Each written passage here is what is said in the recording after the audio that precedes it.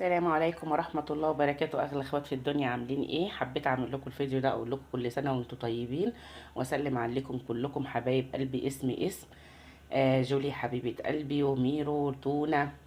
مين تاني يا ولاد عشان محدش ينسى؟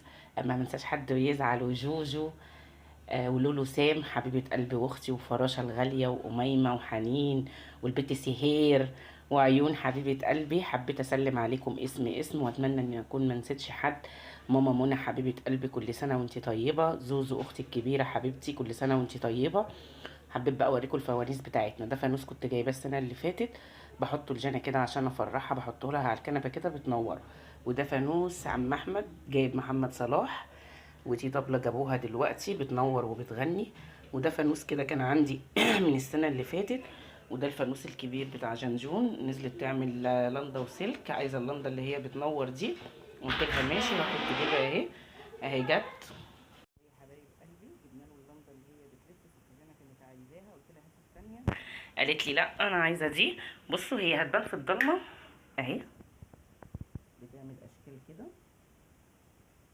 اهي جبتها لها دلوقتي وعملت لها السلك بتاعه. استنى مولع لكم النور تاني، نركب الفانوس التاني بقى بتاع جنجون الصغير اهو. وادي الطبلة جابتها وبتغني برضو وبتعمل نور. وده عايز حجرة بس قلنا نحطه منظر.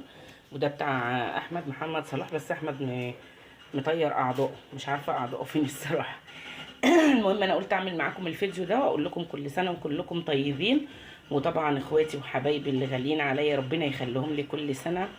ومن يوم ما دخلت اليوتيوب وهم غاليين عليا، اريج حبيبه قلبي، عيون، درع تمارة، ربنا يشفيها يا رب ويشفي كل مريض. سلطان ربنا يخليه ويخلي له ولاده ويفرح بيهم يا رب.